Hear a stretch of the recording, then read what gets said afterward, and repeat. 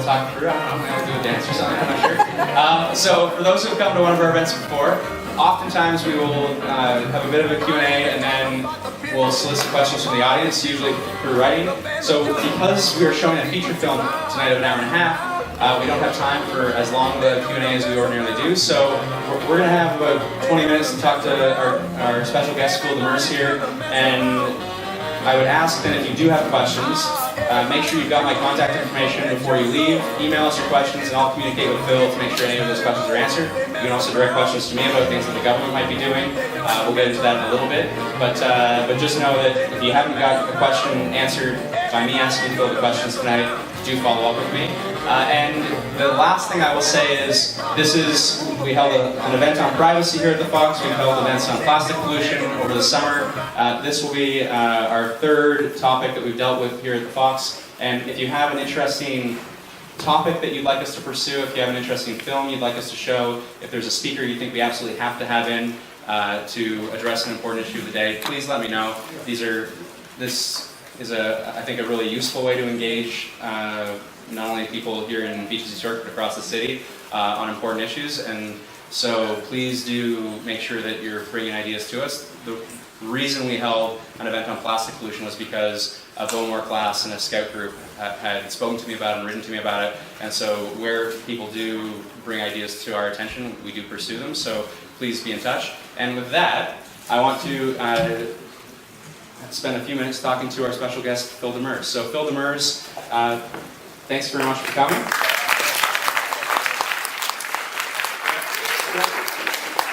Grab a chair, we'll sit down, get comfortable. Oh, thanks for having me. It's a pleasure to be here for sure. Always happy to speak with like-minded individuals and people looking to create change and good things. So let's start with, for those who don't know you and your background, you worked at Marineland. How long did you work there? Why did you work there? What did you do there? Give us a little bit of context to your history with Marineland. So, back in like 1999, applying for a job had everything to do with looking for an ad in the paper. And so I had a print news media ad in front of me. And I found this job. I was 20, I believe, 21, 22 almost. And this job stuck out as appearing interesting. The only other offer I had, I went to school for audio engineering and what used to be called post-production or multimedia post-production, which back in 1999 was a fairly expensive course in school, which would eventually become like a download about 6 months later. These days, any 13-year-old kid can navigate around audio engineering, and I don't even think they used media post-production or multimedia. Would you even use multimedia as a term? So you had no experience no, not whatsoever. Working with animals and... So what was appealing to Marineland of my resume was that I'd worked with music, and they thought, well, listen, here's a guy who can maybe cut some audio tracks, maintain audio equipment, and swim with killer whales. So I think they saw some bang for buck or something. But so all related skills. Yeah, well, I mean, in that capacity, it actually was. But so I saw the ad in the paper, and the only other job opportunity I had was a part-time job in Toronto, which it wasn't going to pay the bills. Here was this opportunity to maybe stay at home, save some money. So I saw it as a temporary opportunity to maybe. But it wasn't temporary. You were it there would eventually for... not. Yeah, you're right. So I was there for 12 years thereafter. I often get the question, because now I speak against the Marineland almost specifically, but captivity as a whole. And there's obviously, we draw a lot of parallels with the happenings at SeaWorld, for instance, and Marineland. But you start this job, and you're a young kid. You want to impress your parents. You want to impress yourself with the level of commitment. You want to do good. When I started back in 2000, this was a celebrated industry. There was so little information as to what was actually going on back there. And, at first glance, I was not impressed with what I saw. But for me to make sense of it, there had to have been people above me that knew what was going on. There must be someone who knows how to take care of these animals, and I'm going to learn that this is okay. Right? That was sort of the impression on day one. So walk us through, you were there for 12 years. but you did this Reddit AMA, and you said, or wrote, my first day of Marineland, my job was to scrub orca blood off the arcade floor. And so, how do you go from that first day to surviving 12 years? And so that's where it gets difficult. So at 20 years old, it's easy to just assume someone knows what's right.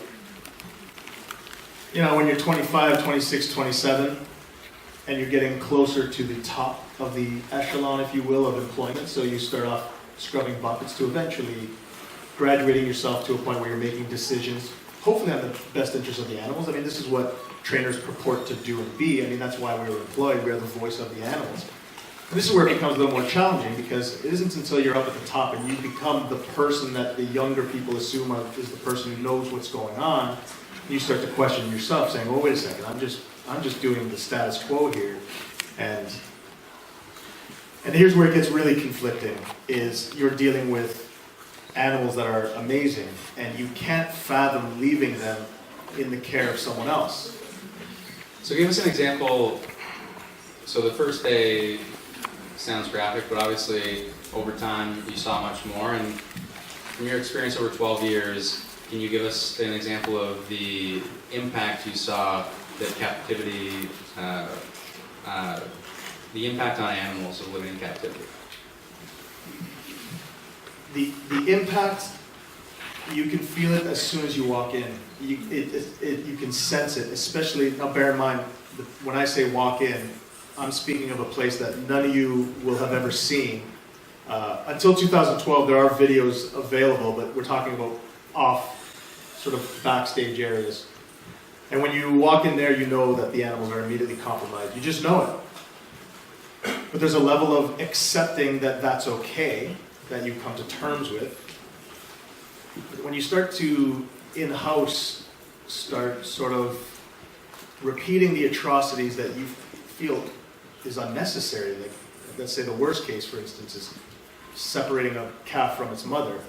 Well, in the wild, we know the effects. We've seen what becomes of it. We know what happens to these animals when they're brought in. When they're born in captivity, I mean, it seems to make sense that you would keep the calf and mother together and not, in fact, separate them.